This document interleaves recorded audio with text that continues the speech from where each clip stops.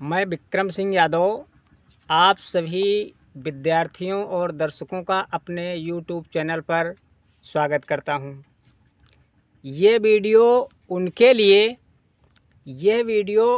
बच्चों के लिए, उन छात्रों के लिए, उन विद्यार्थियों के लिए जो आज तक समास समझे ही नहीं, यानी जो कहते हैं कि समास हमें समझ में आता ही नहीं। जी, इस बात को फिर से सुन लीजिए कि ये वीडियो उनके लिए है जो छात्र, जो विद्यार्थी कहते हैं कि समास समझ में आता ही नहीं, जिन्हें आज तक समास समझ में नहीं आया है। आज तक समास समझ में नहीं आया है, चाहे वो जूनियर क्लास में पढ़े हों, चाहे हाई स्कूल में पढ़े हों, चाहे इंटर में पढ़े हों। आज तक अगर समास आपकी समझ में नहीं आया है तो इस वीडियो में जो समास समझाया जा रहा है वो समास आपको गारंटी मैं देता हूँ कि वो समास ज़रूर समझ में आएगा। बस हमारे इस वीडियो को अंत तक ज़रूर देख लेना, और देखने के बाद अगर समझ में आ जाए तो अन्य लोगों को भी शेयर कर देना। और अगर नियमित इस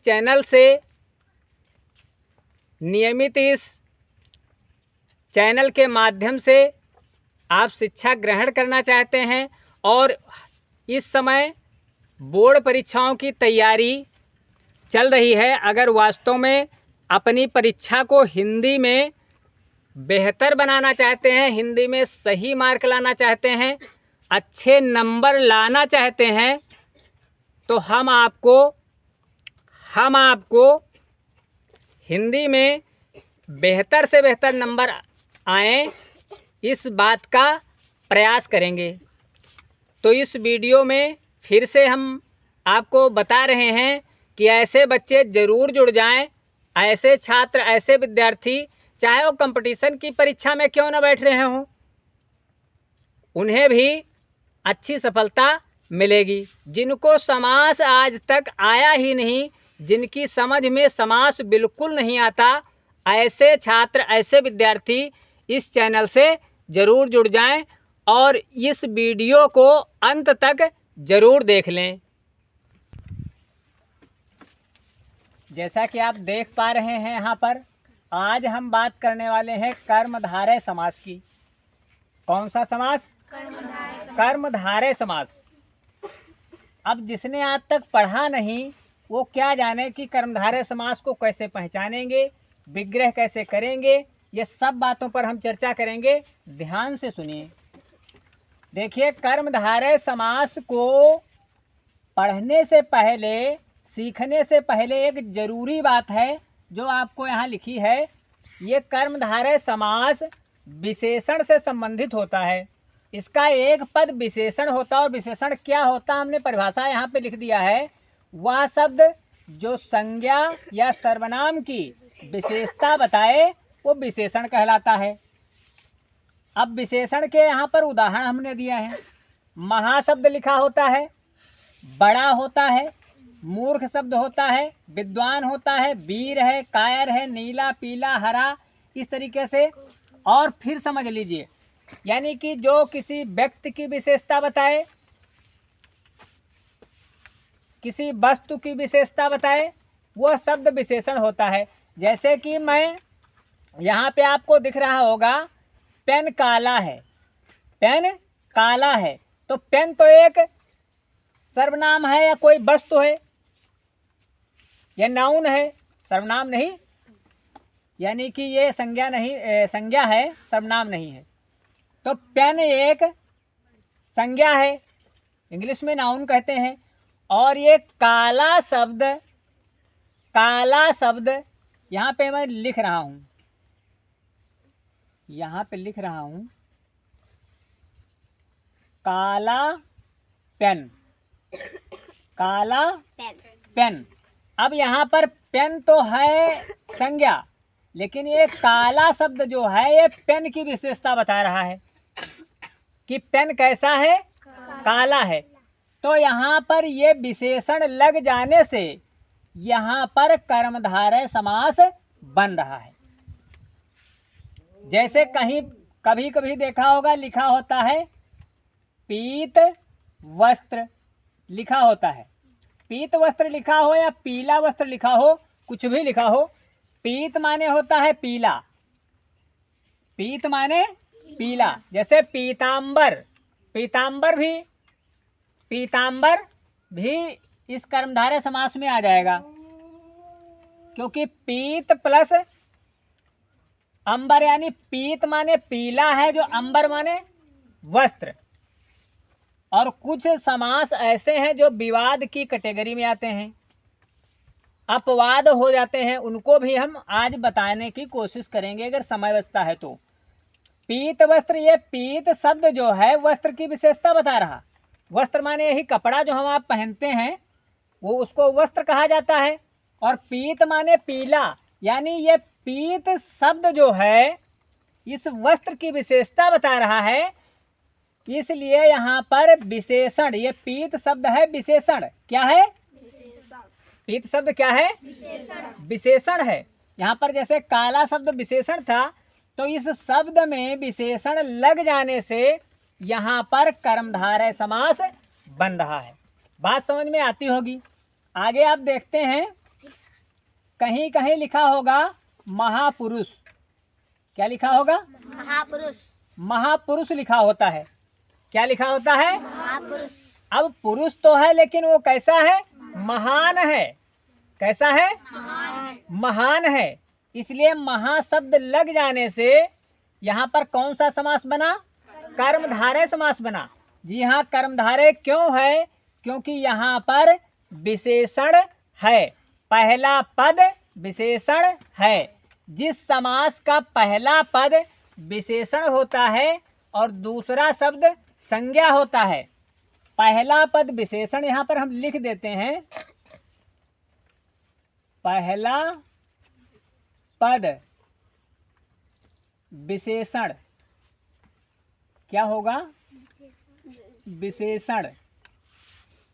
दूसरा पद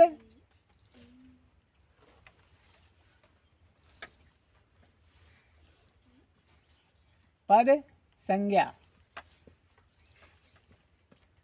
बस ऐसे आपको याद हो जाएगा। ध्यान से सुन लो फिर एक बार। पहला पद विशेषण, यहाँ पर काला शब्द विशेषण है, यहाँ पर पीत शब्द विशेषण है, यहाँ पर महा शब्द विशेषण है। ये पेन की विशेषता बता रहा, ये वस्त्र की विशेषता बता रहा, और ये पुरुष की विशेषता बता रहा। इस तरीके से कर्मधारय समास वह समास होता है, कर्मधारय समास वो समास होता है जहाँ पर पहला पद विशेषण होता है। बात समझ में आती है? किसी को जैसे लिखा हुआ है वीर पुत्र। क्या लिखा है? वीर पुत्र। क्या लिखा है? वीर पुत्र। अब देख लीजिए, पुत्र तो वो पुत्र है, संज्ञा है, लेकिन है कैसा? वीर है। कैसा है? वीर है। तो ये वीर शब्द लग जाने से, वीर क्या है? विशेषण है। क्यों है विशेषण? क्योंकि ये पुत्र की विशेषता बताता है। ये कैसा पुत्र है? वीर है। कहीं कहीं पर लिखा मिलता है आपको कुपुत्र। क्या? कुपुत्र। कुपुत्र को देहात में लोग कपूत भी कहते हैं। पुत्र को पूत भी कहते हैं, और पुत्र सही शब्द तो उसका पुत्र है, लेकिन उसको कपूत भी कहते हैं। कपूत कहते हैं, सपूत कहते हैं, लेकिन सही हिंदी की बात अगर करें तो यहाँ पर कुपुत्र और सुपुत्र कहा जाता है, लिखा जाता है। सुपुत्र भी आपने देखा होगा कि सुपुत्र। अब देखिए, कुपुत्र कौन होता है? जो खराब होता है। खराब का मतलब जो अपने आचरण व्यवहार से सही नहीं होता है, जो अपने माता पिता के प्रति उसके क्या उत्तरदायित्व है, परिवार और समाज के प्रति क्या उत्तरदायित्व हैं, कौन कौन सी जिम्मेदारियां हैं, इन सब बातों को अगर वहन नहीं करता, उसको हम और समाज कुपुत्र की श्रेणी में गिनता है। सुपुत्र कौन होता है? यानी एक शब्द में कहना चाहें, जो अच्छा होता है उसको सुपुत्र कहा जाता। यहाँ पर जो सु शब्द लगा है, पुत्र की विशेषता बता रहा है। सु माने अच्छा है, सुंदर है, जो भी कह सकें। तो ये विशेषता बताता है पुत्र की। यहाँ पर कु शब्द लग गया तो ये विशेषता बताता है पुत्र की। पुत्र कैसा है? ये खराब है। तो कुपुत्र और सुपुत्र में कौन सा समास है? कर्मधारय समास है। बात समझ में आई? जैसे कि यहाँ पर एक आता है नील कमल। क्या आता है? नील कमल। नील कमल। समझ में आ रहा? अब कमल तो सभी लोग जानते हैं, लेकिन बट इस कमल की अलग विशेषता हो गई, क्योंकि इसके साथ में कौन सा शब्द जुड़ गया? नील। ये विशेषता बता रहा है कि कमल है तो कैसा है? कैसा है कमल? नीला है। तो जो शब्द से पहले जुड़ करके जो विशेषण उसकी विशेषता बता देते हैं, ऐसे शब्द जहाँ पर होते हैं वहाँ पर कर्मधारय समास होता है। और इस क्लास में उपस्थित जो भी विद्यार्थी हैं वर्तमान में, अगर उनका कोई प्रश्न है कर्मधारय समास से संबंधित, उनकी पुस्तक में, किताब में, कॉपी में, या दिमाग में कोई क्वेश्चन आ रहा है तो इस समय हमसे पूछ भी सकते हैं, हम उसका जवाब देने की कोशिश करेंगे। इसके अलावा बहुत से आपके जो एक उदाहरण और इसमें आया है, चंद्रमुख आया है, यहाँ पे लिखा हुआ है चंद्रमुख। अब देखिए, मुख तो है लेकिन कैसा है? चंद्रमा के समान। ये चंद्र लग जाने से यहाँ पर बन रहा है चंद्र इव मुखा, मुखम। ऐसा इस समास में होता है। ये कौन सा समास है? कर्मधारय समास। कौन सा समास? कर्मधारय समास। तो हमारे हिसाब से आप लोगों की समझ में आया होगा। एक बार फिर से हमारी बात को सुन लीजिए। वो समास जिसमें पहला पद विशेषण होता है और दूसरा पद संज्ञा होता है, उसे हम कर्मधारय समास कहते हैं। और विशेषण वो शब्द होता है जो किसी संज्ञा सर्वनाम वस्तु की विशेषता बता दे। तो इस तरीके से हमारा ये कर्मधारय समास यहीं पर आज समाप्त हुआ। हम एक दूसरे समास की और बात कर लेते हैं, क्योंकि हमने बताया है कि हमारी क्लास में बैठ जाओ जिसे कभी समास नहीं आया, आज हम आपको समास समझा के मानेंगे। तो दूसरा समास हमारा है बहुब्रीहि समास। क्या है? बहुब्रीहि समास। यहाँ पर लिख सकते हैं हम बहुब्रीहि, ऐसे लिखा जाता है शायद, बहुब्रीहि समास। क्या है? बहुब्रीहि समास। ठीक है। इसकी परिभाषा बड़ी है। जिस समास का न तो पूर्व पद न बाद का पद, कोई भी पद इसमें प्रधान नहीं होता है, वहाँ पर बहुब्रीहि समास होता है।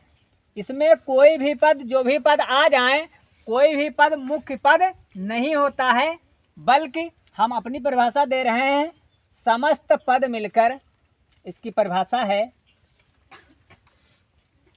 समस्त पद मिलकर नए शब्द का निर्माण करते हैं। नए शब्द का निर्माण करते हैं, निर्माण करते हैं, करते हैं, वहाँ पर क्या होता है? बहुब्रीहि समास होता है। तो समझ लीजिए, लिखा आपको बहुत जगह मिलेगा। गाइड में लिखा होगा, किताब में लिखा होगा, गेस में लिखा होगा, आज तक अध्यापकों ने पढ़ाया भी होगा। फिर क्यों समझ में नहीं आया? तो लिखने की बात पर कम ध्यान देंगे, थोड़ा समझेंगे और हमारी बात को सुनेंगे ध्यान से। समस्त पद मिलकर एक नए शब्द का निर्माण करते हैं, वहाँ पर बनता है बहुब्रीहि समास। तो हम आपको समझाएंगे। यहाँ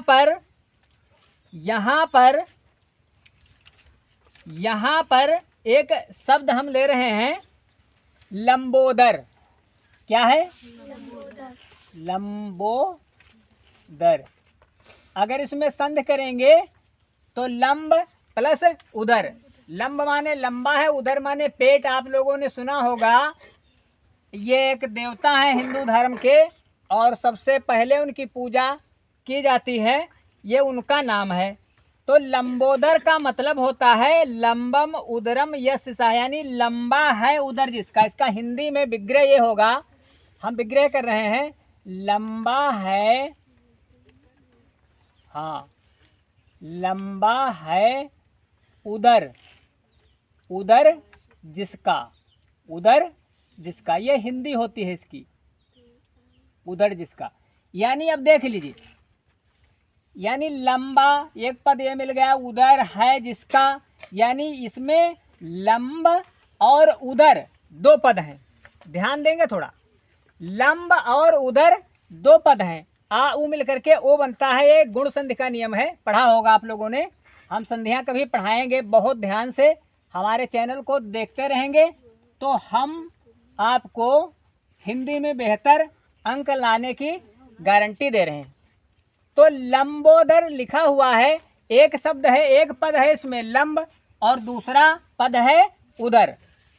तो लंब और उदर यहाँ पर दोनों की कोई मुख्यता नहीं रह गई, दोनों को मेन नहीं माना गया।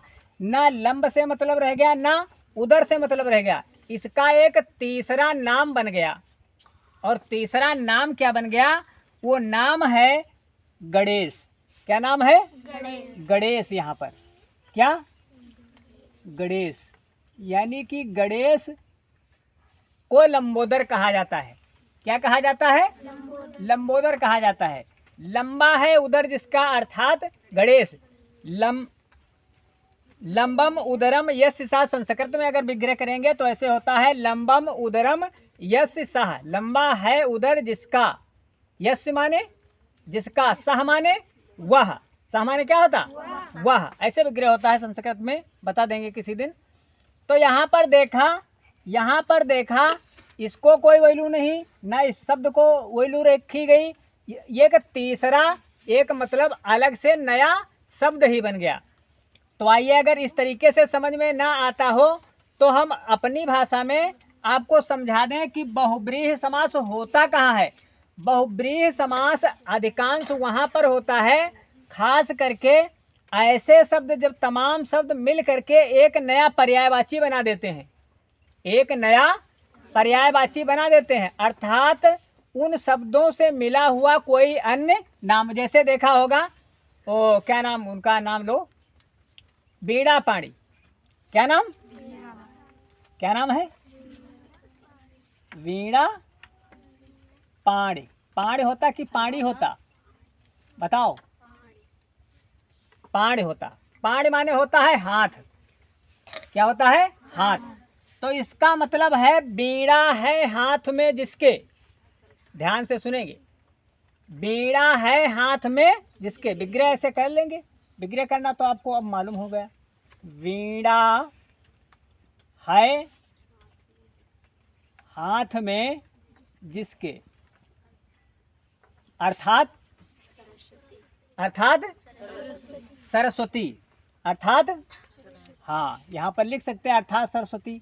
चलो हम ऐसे लिख देते हैं, सरस्वती। इस तरीके से लिख लेना, आप लोगों की किताबों में बहुत उदाहरण दिए। तो बीड़ा है हाथ में जिसके। तो हम ये समझाना चाहते हैं कि बहुब्रीहि समास वहाँ पर होता है जब एक नया शब्द बन जाता है। ऐसे शब्दों का जिनका कोई नया अर्थ होता है या जिनका कोई अगला अर्थ भी होता है, उन शब्दों को जोड़ करके हम उसको कहते हैं बहुब्रीहि समास। बीणा पाणी तो सरस्वती हो गया। चक्रम पाणिम यस्य सह। चक्र पाणी किसको कहा गया? चक्र हाथ में किसके है? भगवान विष्णु, अर्थात विष्णु। ठीक। और गदा पाणिम यस्य सह। गदा पाणी तो हो सकता है, गदा हाथ में किसके है? हनुमान जी। यानी कि जिसका कुछ अलग अर्थ निकलता है, जिसके लिए जो वास्तव में पॉपुलर है, वो जाना जाता है कि इसको हम चक्रपाणी कह सकते हैं इसको। और त्रिशूल पाणिम यस्य सह। त्रिशूल पाणिम यश सागर, यहाँ पे लिख दे त्रिशूल पाणी, तो क्या आपका बहुब्रीहि समास नहीं है? है, क्योंकि त्रिशूल पाणी का अर्थ अलग ही है शिव जी।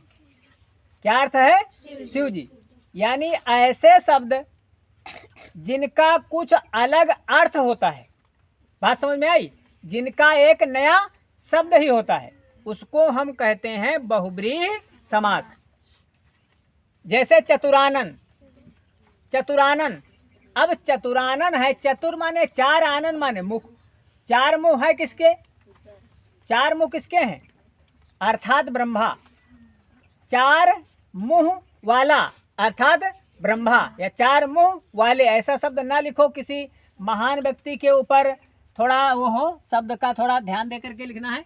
तो चतुरानन का मतलब यही होता है। खड़ानन, खड़ानन क्या है? छह मुंह वाला खड़ानन।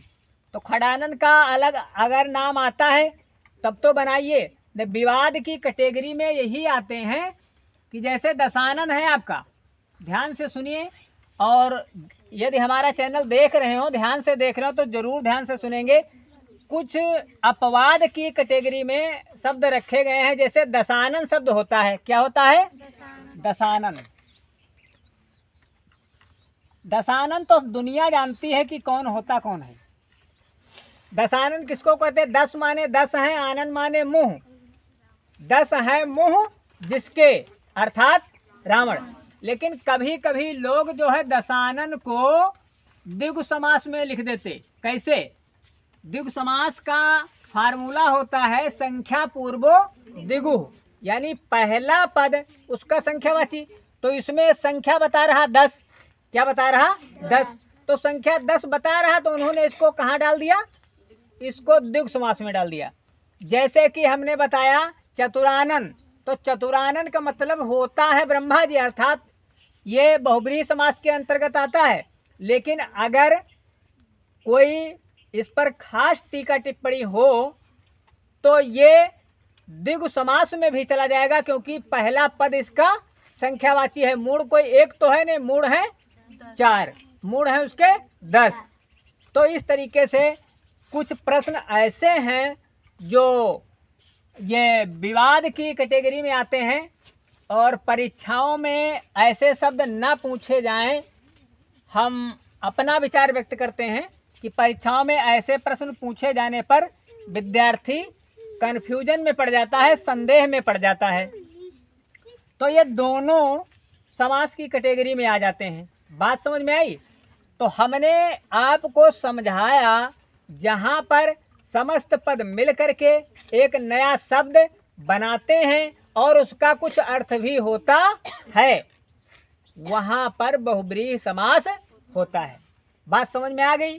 वीणा पाणी, त्रिशूल पाणी, चक्र पाणी, लंबोदर, ठीक, दशानन, खडानन का अगर नाम तुमको पता है तब तो है।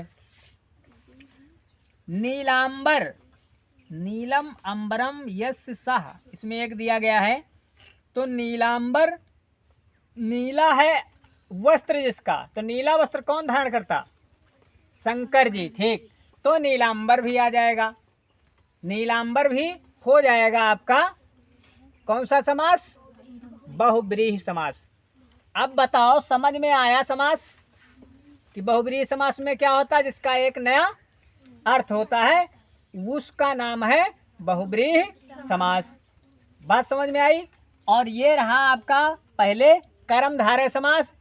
इसके पहले की वीडियो में हम तत्पुरुष समास को विधिवत बता चुके हैं, और द्विगु समास और द्वंद्व समास एक वीडियो में हमारी वो दोनों समास पढ़े हैं।